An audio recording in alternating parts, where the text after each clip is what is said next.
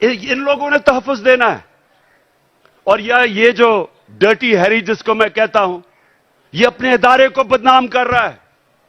ये एक ऐसा आदमी है जो साइकोपैथ है। ये नॉर्मल आदमी नहीं है, ये हैवान है। जिस तरह का इसने आजम स्वाति से किया कि उसको नंगा करके जब तशद्दुद कर रहे थे तो रिकॉर्ड कर रहा था और सुन रहा था। ये वो आदमी है, बच्चों को पकड़ के, सोशल मीडिया के बच्चों को जो इसे किया, जो शहबाज गिल से किया है, उल्टा लटका के उससे जो किया है। इन्होंने सोशल मीडिया के लोगों के ऊपर जो जुल्म किया, सहाफियों से किया, जो अरशद शरीफ से किया, अब लोगों को पकड़ पकड़ के वो जो जावेद बेचारा चौकीदार, उसको उठा के ले गए, उसको नंगा किया, उल्टा लटकाया। एक तो ये साइकोपैथ, नंगा करने का इसको बड़ा शौक है। ये नॉर्मल नहीं है, इसका ज़हनी तवाज़ुन ठीक नहीं है। नंगा करके फिर उसको एक चरपाई के साथ बांधा, कुत्ते की तरह उसको जंजीर बांध के चरपाई के साथ 3 दिन बांधा। कौन करता अपने लोगों से ऐसे? इदारे को ये बदनाम कर रहा है और ये लोगों ने मेरी हिफाजत करनी है। खतरा ही इन लोगों से है। और इसलिए मैं चीफ जस्टिस को कह रहा हूं कि जब नवाज शरीफ जेल में था तो हमें हुक्म आया, मैं प्राइम मिनिस्टर था, कि अगर इसको जेल में कुछ हुआ तो आप जिम्मेदार हैं, हम जिम्मेदार हैं। तो मुझे तो खतरा ही उन लोगों से है।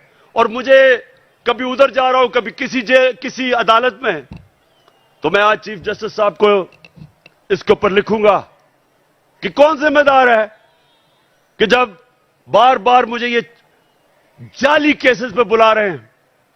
और जब भी मेरा केस हो, और मैं चाहता हूं कि सारी कौम के सामने आए कि इमरान खान के ऊपर कौन से केसेस है, ताकि पता तो चले कि ये डाकुओं के अरबों रुपए के केसेस, हर किस्म का जुर्म किया है, वो माफ हो रहे हैं। और 74 केसेस मेरे ऊपर बना चुके हैं अब तक, और मेरे लोगों के ऊपर, हर के ऊपर, आजम स्वाति के ऊपर 30 केस, शहबाज गिल एक केस खत्म होता दूसरा केस। क्या जुर्म है इनका? क्या यह आजम स्वाति का जुर्म था कि उसने कहा कि NRO 2 जनरल बाजवा ने दिया? इस पे किसी को कोई शक है? किसी को शक है? तो सच बोलने के ऊपर तशद्दुद, 34 केसेस, कभी किधर जा रहा है, कभी सिंध जा रहा है, कभी बलोचिस्तान जा रहा है।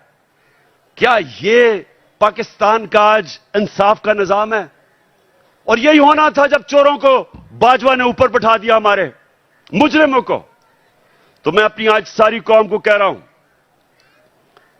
जो आगे, जब तक मेरी कौम इस जुल्म का मुकाबला नहीं करेगी, आगे आपके और आपके बच्चों का मुस्तकबिल अंधेरे में है। मैं जब शुरू में 11 महीने पहले कह रहा था, जब चोर ऊपर आए, मैंने पहले दिन से कहा कि मैं कभी इनको तस्लीम नहीं करूंगा।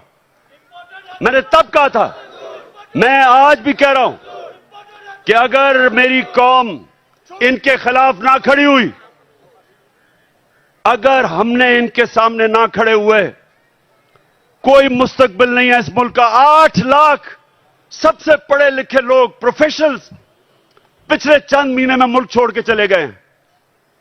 कौम मुल्क से मायूस हो गए हैं, उम्मीद खत्म हो गई है। और क्यों ना हो, किसी मुल्क के ऊपर इन मुजरिमों को बिठा दो। मैं चैलेंज करता हूं, इन मुजरिमों को कल बरतानिया के ऊपर बिठा दो, उसका दिवालिया निकाल देंगे।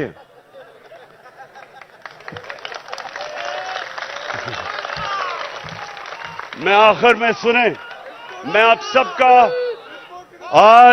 सबको खराज तहसीन पेश करता हूं।